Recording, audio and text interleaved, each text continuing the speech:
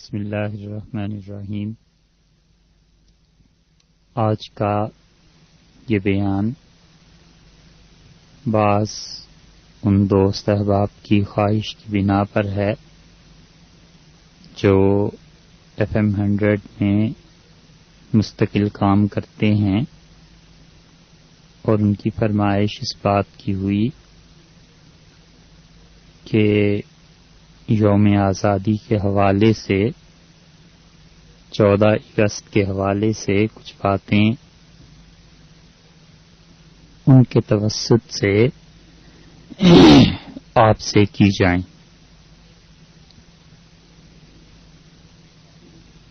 جو باتیں کہنے کی ہیں وہ کسی حد تک مایوس کن ہیں اور ایسی نہیں ہیں کہ جن کو سن کر یوم آزادی پر کسی خوشی کے منانے کا عزم کیا جائے، بلکہ ایک درجہ میں بھیانک صورتحال کی تصویر کشی ہے، اور یہ باتیں ذاتی خیالات اور احساسات پر مبنی ہیں، اور یہ ہرگز کوئی ارادہ نہیں کیا گیا کہ سننے والے اسے کوئی بہت خوشکن انداز میں لیں اور کسی کو بھی اس سے یہ تصور پیدا ہو کہ مستقبل بہت روشن ہے۔ ہماری باتیں جتنی بھی ہیں حقائق پر مشتمل ہیں، اور یہ ضروری نہیں ہے کہ آپ ان سب چیزوں کو سن کر ان سے اتفاق بھی کریں۔ رائے کی بات ہے اور رائے سے اختلاف کیا بھی جا سکتا ہے، تسلیم بھی کیا جا سکتا ہے رائے کو۔ 14 اگست کو جو یوم آزادی ہم منانے چلے ہیں، اور اس بیان کو سننے کے بعد آپ کو اندازہ ہوگا کہ یہ یوم آزادی منانا کس حد تک حق بجانب ہے۔ مسلمان مجموعی اعتبار سے پوری کی پوری امت کے حوالے سے اب ایسے مسلمان نہیں رہے جن کو اللہ کی نصرت اور اللہ کی تائید حاصل ہو۔ جس دور میں ہم لوگ پیدا ہوئے ہیں اور زندگی گزار رہے ہیں، یہ اس امت کے زوال کا دور ہے، عروج کا دور نہیں ہے، اور یہ زوال کا دور چلے گا، مزید چلے گا، یہاں تک کہ اللہ تعالی اپنی مشیت کاملہ اور اپنی حکمت بالغہ کے تحت اپنے فیصلوں کو نافذ فرمائیں، اور آخر زمانے میں جو بڑی بڑی تبدیلیاں اس دنیا میں واقع ہونی ہیں وہ ہو جائیں، اور پھر اللہ اپنے دین کو سربلند اور غالب کرے۔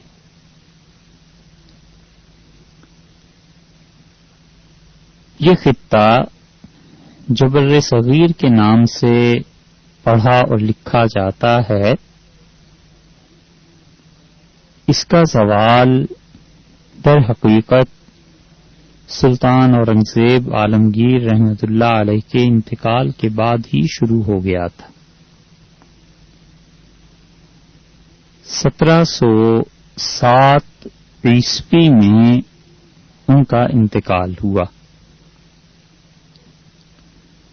اور ان سے بھی پہلے جب بابر بادشاہ، جنہوں نے مغل حکومت کی بنیاد رکھی تھی اور پھر ان کے اخلاف سینکڑوں برس حکومت کرتے رہے، ان کی وفات کے بعد ہمایوں بادشاہ جو ان کا بیٹا تھا، اسے شیر شاہ سوری نے جلا وطن کر دیا۔ اس دور سے پہلے اگرچہ یہ خطہ بہت وسیع تھا، مگر ایران کی اپنی حکومت قائم تھی۔ ہمایوں یہاں سے بھاگے اور انہوں نے ایران جا کر پناہ لی، اور طہماسپ بادشاہ جو تھے وہاں کے، انہوں نے اپنی بیٹی کی شادی ان سے کی، اور اس وقت سے ایران کے عمراء اور علماء بر صغیر میں زیادہ آنا شروع ہوئے، اور چونکہ بادشاہ سلامت کا سسرال تھا، اس لیے بر صغیر میں جو علماء اور جو عمراء بابر بادشاہ کے ساتھ آئے تھے وہ توران، سمرقند اور ماوراء النہر کے تھے، ان کا اپنا ایک غلبہ اور تسلط تھا۔ اس غلبے اور تسلط کے بعد شیر شاہ سوری کا انتقال ہوا ہے، اور ہمایوں جب بر صغیر میں آئے ہیں تو اس وقت سے ایران کے علماء اور عمراء کا کردار بہت نمایاں ہوا، اور تورانی علماء اور عمراء اہل ایران کی خدمت اور ان کے ساتھ تعلق اور ان کی عزت کرتے تھے، کیونکہ وہ بہرحال ہمایوں بادشاہ کے سسرال اور ان کا تعلق ایران سے تھا۔ یہ چیز بر صغیر میں بڑھتی رہی ہے، اور ہمایوں بادشاہ خود بہت پڑھے لکھے تھے۔ انہوں نے اپنی اولاد کے لیے اور اپنی بہنوں کے لیے جو کچھ لکھا، اور اب تک بعض احادیث اور قرآن پاک کی تفسیر پہ ان کے حوالے، ان کی تحریر انڈیا آفس لائبریری انگلینڈ میں محفوظ ہے۔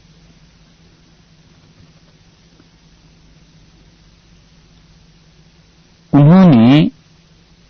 ان علمی مباحث کو سنا اور علماء کے اختلاف کا رنگ دیکھا، اور یہاں تک کہ وہ اپنے دور کے بہت بڑے علامہ اور صاحب علم ابن حجر مکی رحمت اللہ علیہ کو لکھنے پر یہ مجبور ہوئے کہ آپ بعض معاملات میں اپنی رائے لکھ بھیجیں، اور انہوں نے ایک کتاب لکھی ابن حجر نے، اور ہمایوں بادشاہ کے کہنے پہ لکھی گئی۔ یہ ایرانی اور تورانی عمراء کا کردار جاری رہا، اور علماء کا بھی، یہاں تک کہ اورنگزیب عالمگیر رحمت اللہ علیہ کی حکومت میں بھی توران کے علماء اور اہل علم غالب تھے، اور ان کے انتقال کے بعد اورنگزیب کے حقیقی زوال اس خطے میں مسلمانوں کا شروع ہوا، اور توران کی بجائے اہل ایران غالب آئے،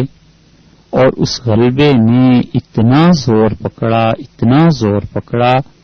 کہ اورنگزیب جیسا دانا اور مدبر انسان جو اپنے چاروں بیٹوں کے لیے اپنی ہی مملکت کو تقسیم کر کے دنیا سے گیا تھا، ان کے بیٹوں نے بلا تفریق قتل کو روا رکھا۔ اہل علم کے لیے بہت مصیبت کا دور تھا، اور رکعات عالمگیری کبھی پڑھیے، اورنگزیب عالمگیر کی شخصیت،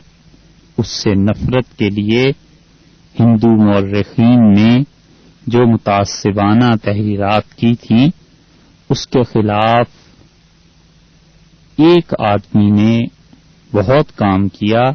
اور وہ آدمی علامہ شبلی نعمانی تھے۔ اورنگزیب کی خدمات پر جب پردہ ڈالنے کی کوشش کی گئی تو انہوں نے ندوۃ العلماء لکھنؤ میں ایک کانفرنس منعقد کی اور 1 ہفتے سے زائد انہوں نے اورنگزیب کے زمانے کی تحریرات اور جو احکامات انہوں نے ہندوؤں کے لیے کیے تھے، غیر مسلموں کے لیے کیے تھے، ان سب کی نمائش کی اور بتایا کہ کیسا منصف مزاج اور عادل بادشاہ تھا۔ اورنگزیب کے رکعات آپ پڑھیں، اور رکعات عالمگیری اگرچہ اب کم ملتی ہے مگر لائبریریز میں ملتی ہے۔ ایک جگہ صاف وہ کہتے ہیں کہ انسانوں کی شکلیں موجود ہیں مگر انسان نہیں ملتے۔ ایک جگہ وہ حسرت سے اور افسوس سے لکھتے ہیں کہ اس سلطنت کو سنبھالنے والے اہل افراد نہیں رہے۔ رجال کا قحط اور اچھے انسانوں کا تیار نہ ہونا یہ المیہ تھا، اور ان کے زمانے میں سلطنت جتنی وسیع ہو گئی تھی، اس وسیع پیمانے پر اتنے افراد موجود نہیں تھے۔ اور ان کے بعد مغل اور سلطنت اگرچہ تقریباً 150 برس چلتی رہی، لیکن جتنی آپس کی جھڑپیں ایرانی اور تورانی امراء کی تھیں، بڑے بڑے ہنرمند لوگ کنارہ کش ہو گئے۔ نواب آصف جاہ جو سلطنت آصفیہ کے بانی تھے، ان کا حال یہ ہو گیا کہ انہوں نے سارے جھگڑوں سے تنگ آ کے گوشہ نشینی اختیار کر لی اور یہ طے کیا کہ وہ آئندہ مملکت کے کسی کام میں دخل نہیں دیں گے۔ شاہ ولی اللہ صاحب رحمۃ اللہ علیہ، انہوں نے حالات کو دیکھا، نواب نجیب الدولہ نے دیکھا، اور احمد شاہ ابدالی کو دعوت دی گئی کہ وہ آئیں، اور احمد شاہ جب آئے ہیں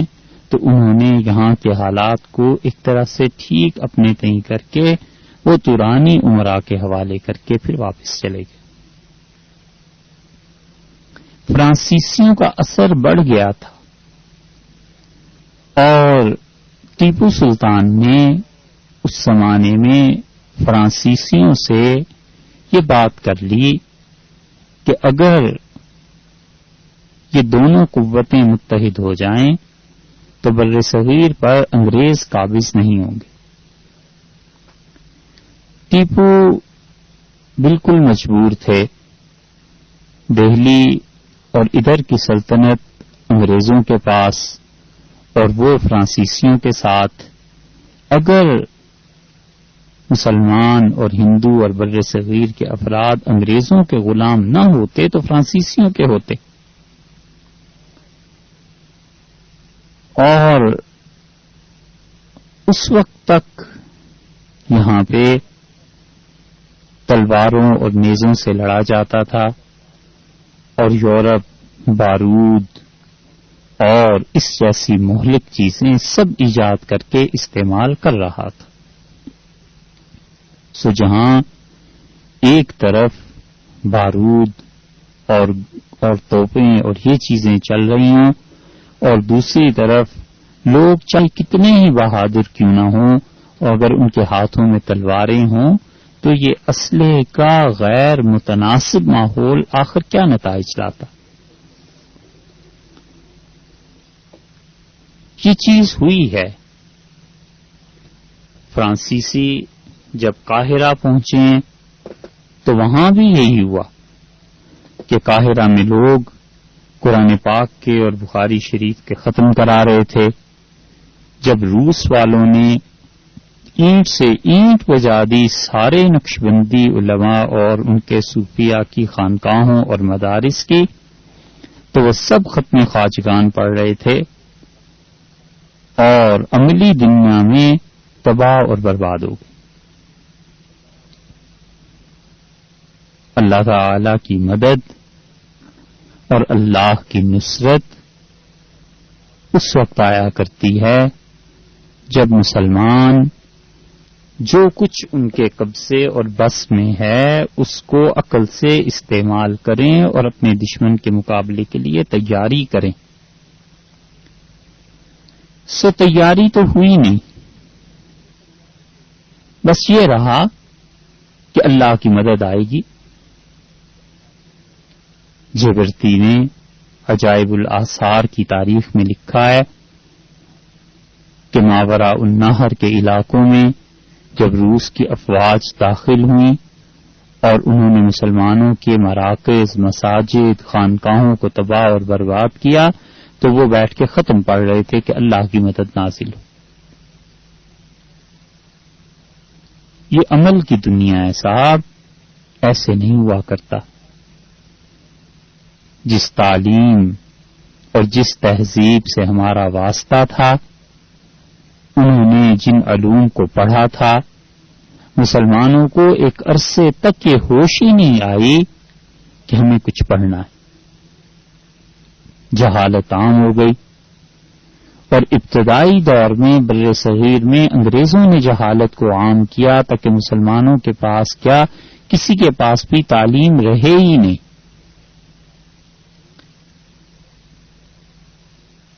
اور اس کی طرف خیال کرنے والے وہ دہلی کے بادشاہ چند فقیر تھے. شاہ ولی اللہ صاحب رحمۃ اللہ علیہ کے خاندان نے اس صورتحال کا جائزہ لیا اور وہ جتنا کچھ کر سکتے تھے انہوں نے اپنی بساط کی حد تک کیا، اور انہوں نے جگہ جگہ قرآنی مکاتب قائم کیے. شاہ عبدالعزیز صاحب رحمۃ اللہ علیہ کے دور میں انگریزوں سے ٹکر لینے اور انہیں یہاں سے نکالنے اور اس امت کے احیاء کے منصوبے بہت بنائے گئے، اور سب سے زیادہ کامیاب چیز وہ حضرت سید احمد شہید رحمۃ اللہ علیہ کی تحریک تھی. اور ایسا پاک خون اور ایسے مرتبت کے لوگ، تابعین کرام، تبع تابعین رحمہم اللہ، اس دور کو چھوڑ دیا جائے تو اس کے بعد اتنے پاک نفوس آخر کہاں مل گئے تھے جو سب جمع ہو گئے تھے.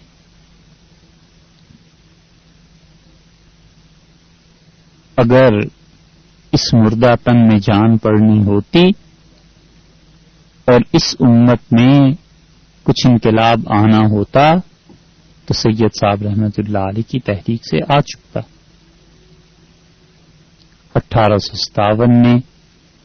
یہی صحیح کسر پوری کر دی، اور اس کے بعد جو لوگ مسلمانوں کی قیادت کے لیے اٹھے، بجائے اس کے کہ کوئی معتدل نصاب تعلیم دیتے، انہوں نے تمام تر توجہ اس پہ مرکوز کر دی کہ یورپ کی غلامی کر لی جائے. وہ المیہ آج بھی قائم ہے. اس پوری مملکت میں کوئی نصاب تعلیم ایسا نہیں ہے جو اعتدال پر مبنی ہو اور پڑھنے والوں کو یہ پتا ہو کہ ہم نے اس نصاب کو پڑھ کر پھر کیا بننا ہے اور کیا کرنا ہے. تعلیم جو بنیادی چیز اقوام کی ترقی میں ثابت ہوتی ہے، اس کا ہمیشہ سے مراد اس دور سے جس کا ذکر کر رہے ہیں اب تک یہی حال ہے کہ بچوں کی وہ عمر جس عمر میں انہیں اپنے مستقبل کے متعلق فیصلہ کرنا ہوتا ہے، خود ان میں عقل نہیں ہوتی، اور والدین نسلوں سے ان کی تربیت ہوئی بھی نہیں ہے، اس لیے وہ اپنی اولادوں کو ان علوم کے پڑھانے میں بھیج دیتے ہیں جن علوم کا غلبہ ان کے اپنے دماغ پر ہوتا ہے. ہمارے سامنے کا دور ہے کہ جتنے لوگ کالج میں پہنچتے تھے سوائے اس کے ان کے پاس چوائس ہی نہیں تھی کہ ڈاکٹر بن جائیں، انجینئر بن جائیں. کوئی منصوبہ بندی نہیں تھی کہ ڈاکٹر بن کے آخر کرنا کیا ہے، انجینئر بن کے کرنا کیا ہے. مانا صاحب کہ انجینئرز اور ڈاکٹرز کی کمی تھی وہ پوری ہو جائے، مگر یہ کہ اس کے لیے پراپر پلاننگ کہاں تھی؟ نہ مسلمانوں کے معاشرے میں حکمرانوں نے اس طرف توجہ دی، اور نہ اس ملک کے عام باشندگان اور افراد کے ذہن میں آیا کہ ہم اپنے بیٹے کو ڈاکٹر انجینئر بنائیں گے، پھر آگے کیا ہوگا؟ وہ دور ہماری آنکھوں کے سامنے۔ اس کی ایک اور مثال دیکھیے، غلغلہ اور چرچا تھا کہ MBA کریں، اور اس ملک کی سب بڑی بڑی یونیورسٹیز نے یہ شعبے کھولے، اور جس کو دیکھیے MBA کر رہا ہے بغیر یہ سوچے سمجھے کہ اس MBA کرنے کے بعد آپ عملی زندگی میں کیا کریں گے۔ اور تیسری مثال اب دیکھ لیجئے، ہر طرف I T information technology IT کا چرچا ہے، اور کچھ سمجھ نہیں ہے ان بچوں کو اور نہ ان کے والدین کو کہ IT میں مانا صاحب ماسٹرز کر گئے، پھر اس کے بعد اس کا حل کیا ہوگا؟ یہ بے روزگاری جو عام ہو گئی ہے، اور سب سے بڑی بات یہ ہے کہ یہ IT کرنے کے باوجود اور ڈاکٹر انجینئر بننے کے باوجود اور یہ سارے کچھ پڑھ لکھ جانے کے MBA کرنے کے باوجود انسانیت نہ آئی تو پھر کیا ہوگا؟ یہ ضروری نہیں ہے کہ کوئی انسان ڈاکٹر بن جائے تو انسان بھی بنے، اور یہ بھی ضروری نہیں ہے کہ کوئی MBA کر لے تو وہ انسان بھی بن جائے، اگر اس کے دل میں اپنی انا اور اس کے دل میں اپنی شخصیت اور اس کے دل میں یہ بات پنہا ہے کہ میں سب سے بڑا ہوں اور میرے مقابلے میں کون ہو سکتا ہے، اور ہم کسی سے کم تھوڑے ہی۔ یہ چیزیں شرفاء کو زیب نہیں دیتی، مسلمان تو بہت دور کی بات ہے۔ سو تعلیم اس کو 57 کی جنگ آزادی کے بعد اس روپ میں لیا گیا کہ کسی طرح بس وہ تعلیم آ جائے جو یورپ کہتا ہے، حالانکہ یورپ اپنی تعلیم میں ترقی میں اس وقت بھی اتنا اوپر جا چکا تھا کہ مسلمان نہیں پہنچ سکتے تھے۔ اب بھی جن پہ دن رات ہم لعنتیں بھیجتے ہیں، امریکہ اور برطانیہ، اور وہ اقوام تعلیم کے میدان میں، تحقیق میں، ریسرچ میں اتنی آگے جا چکی ہیں کہ اب بھی اگر کبھی فرض کر لیجئے مسلمانوں کے مردہ تن میں جان پڑ جائے تو بھی 100-200 برس ان تک پہنچنے میں لگ جائیں گے، اور کیا وہ انتظار کریں گے، رکیں گے کہ مسلمان ہم تک پہنچے؟ تو اور آگے بڑھ جائیں گے۔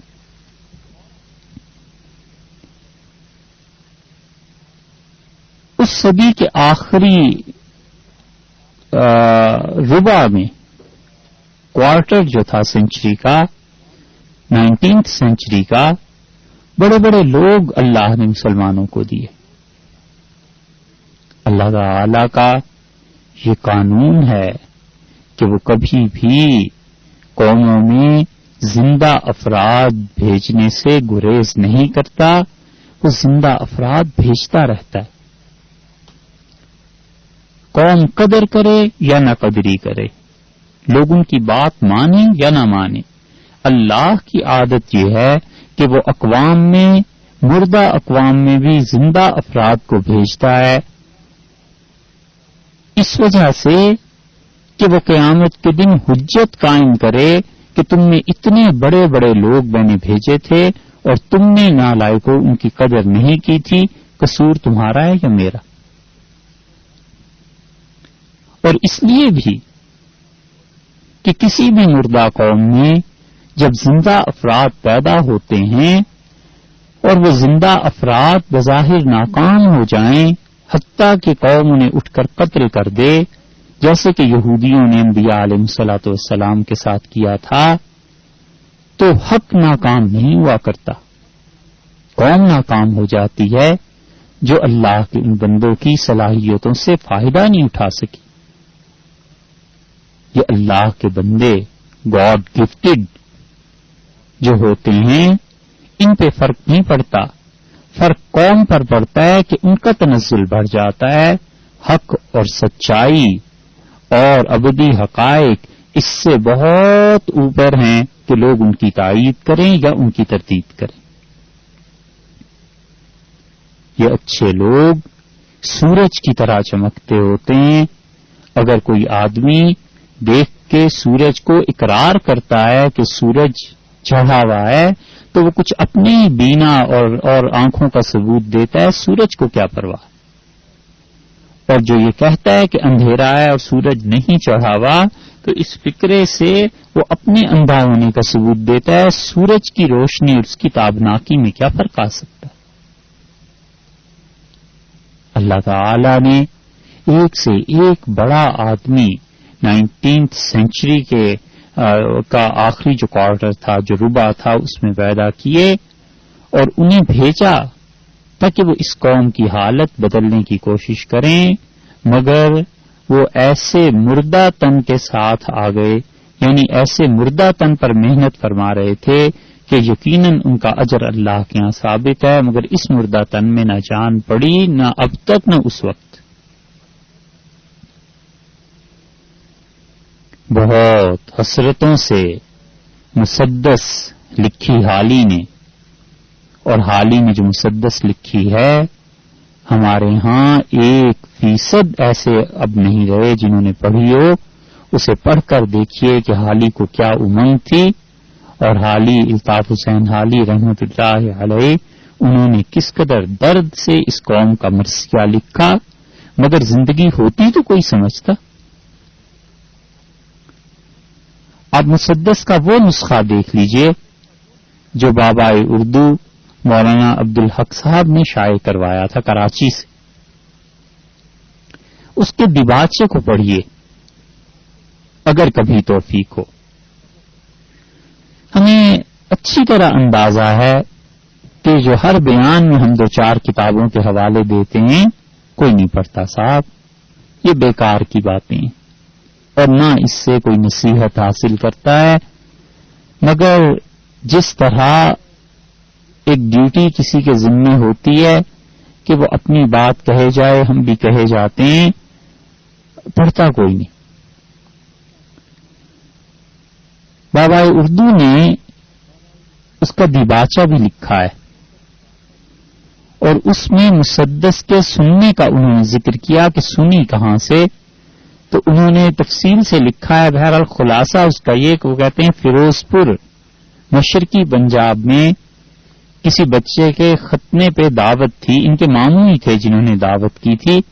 اور وہاں پر ایک طوائف نے گانا شروع کیا، اور وہ جو طوائف تھی اس نے کھڑے ہو کے مسدس پڑھنا شروع کی، اور کوئی گاؤں میں ایسا نہیں تھا جو رو نہ رہا.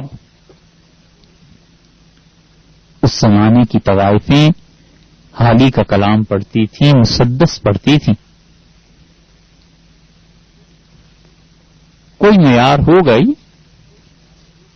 اور اب مسدس آپ کسی